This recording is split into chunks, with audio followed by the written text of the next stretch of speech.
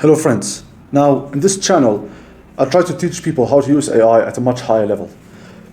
The story started when I used machine learning topic modeling in my PhD thesis at the University of Bath in order to understand the rhetoric, the speech that is, of ISIS, and then we tried to find if we can use this analysis to predict ISIS attacks. That is, we can predict terrorist attacks using machine learning topic modeling.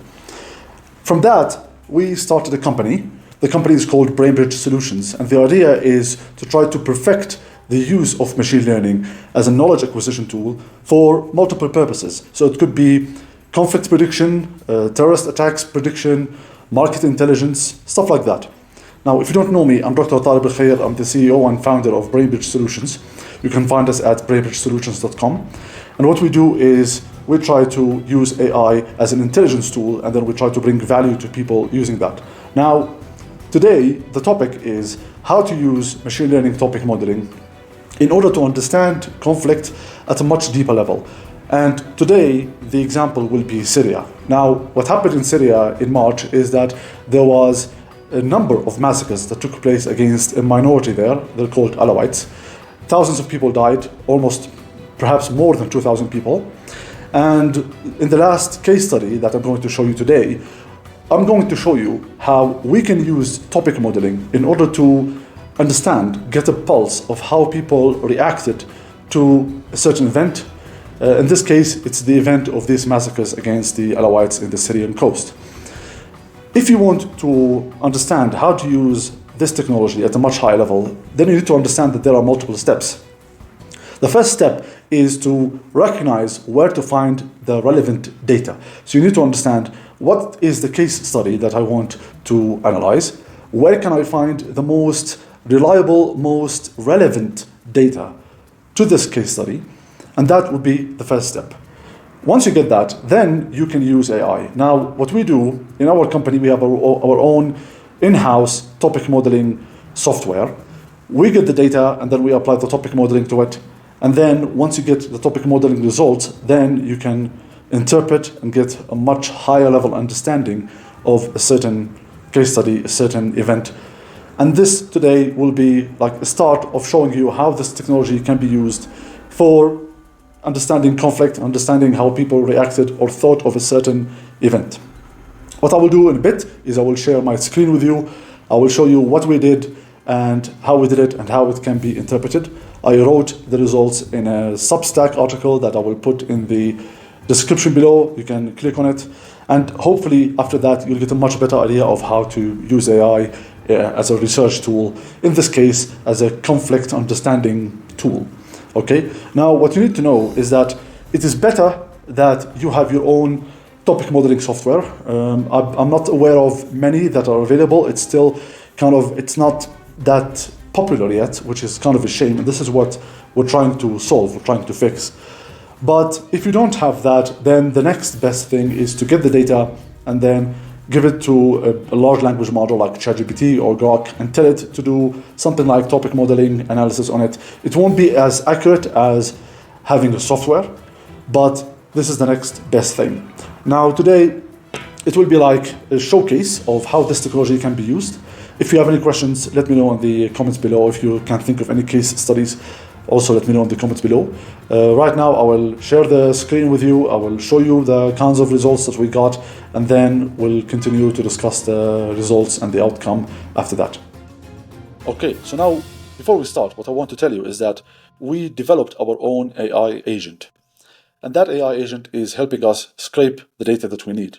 Now, you don't have to have your own AI agent. You can get the data manually, download it somewhere, or copy-paste it, depending on what kind of data you want. But this is just to show you the kind of things that can be done. Okay, so I will share the screen with you, and then I will go with the results with you step by step, and I will show you how it can be done. So this is our own topic modeling software that we built in-house for Brainbridge Solutions. And what we do is we get the data that we want, and then we feed it to this software, and the software will give us the topics that are related to the data. Of course, we have ways to play with the parameters, but that's a topic for another day. But today I will show you what we did. So the idea is I will take you to the Substack article. So this is the article that I will put in the description that explains to you what we did and the kinds of results that we got. And at the end, I have got a list of all the videos that we analyzed. What we did is we took 11 reports, TV reports from YouTube. These reports were related to the massacres that took place in Syria, the ones that I told you about.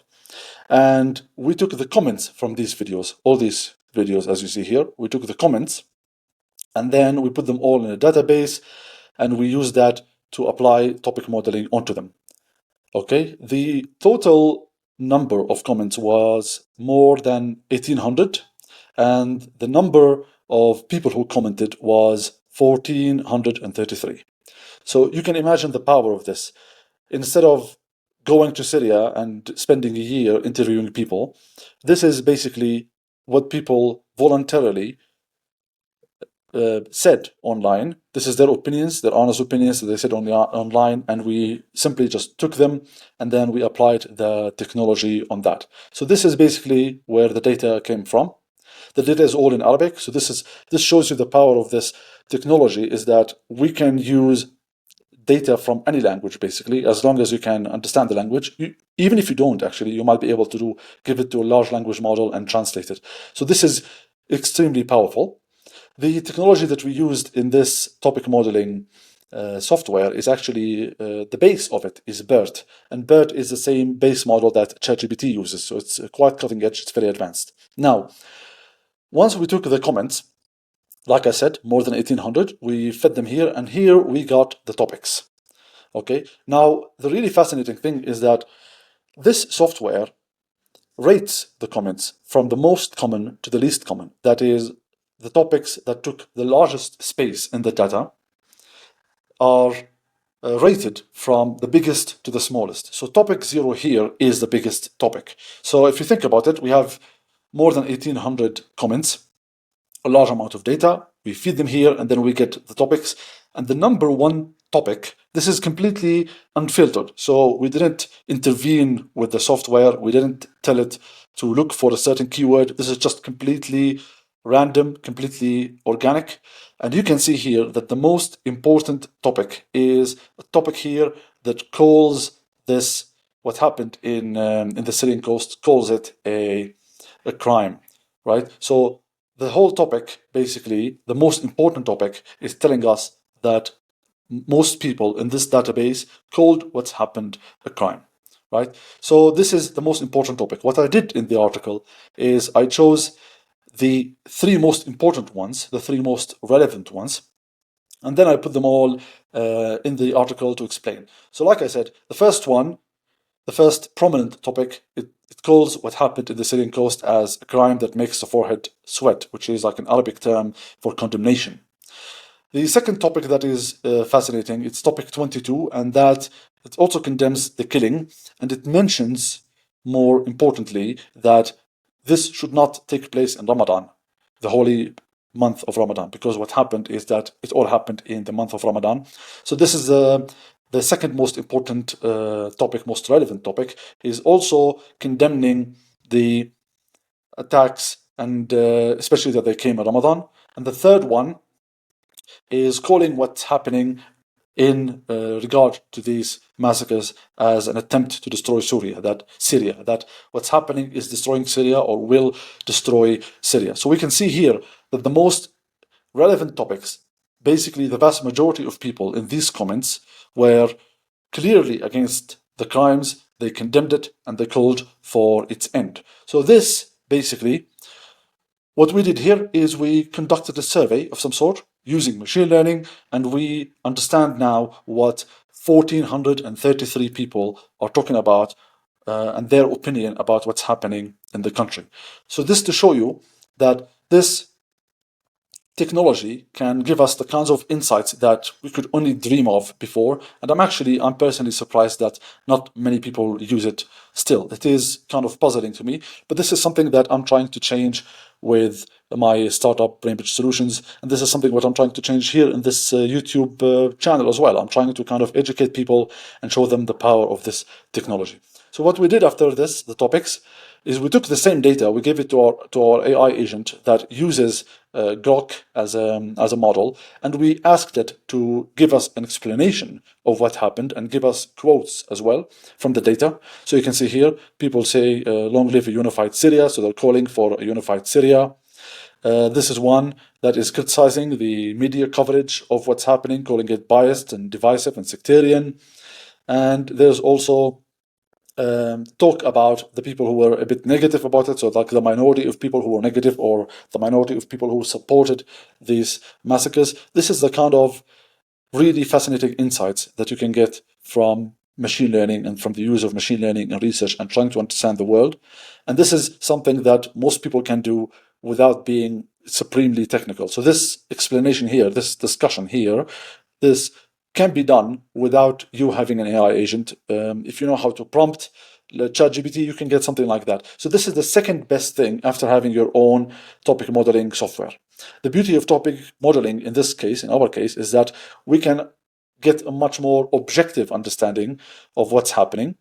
And we can also understand what are the most important topics. This is something that might not be so easy for large language models.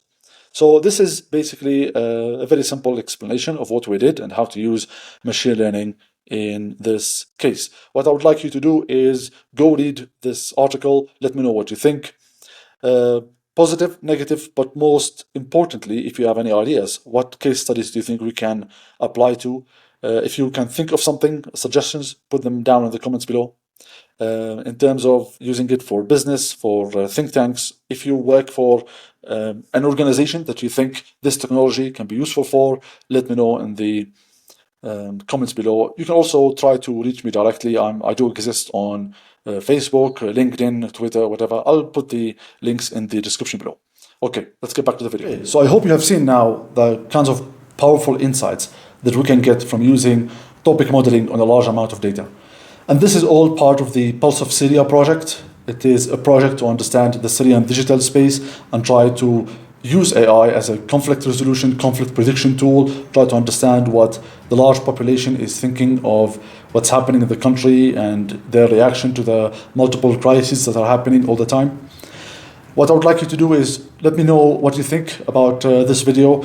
In this channel, I'm really trying to educate people as to how to use AI at a much higher level, more than just ChatGPT. This is just the start. I'm not exactly sure what people are looking for. This is still a new channel. I've still got like less than 20 subscribers. So I'd appreciate if you can subscribe as well. And I'm here to help. I'm here to try to educate and help people understand how this really powerful technology can work. Also, this is something that we can use for business, for conflict, for research. It's a technology that we're only starting to understand its all full potential. In the future, we plan to have much larger data sets. So we are like gathering donations from people who are interested in a project like that, the Pulse of Syria project, like I mentioned. I will put the link in the description below to that campaign. And let me know what you think about this technology. Let me know if I can help in any way. If you have any ideas, leave them in the comments below, and I will keep these videos running. So thank you for tuning in, and I will see you in the next video. Bye-bye.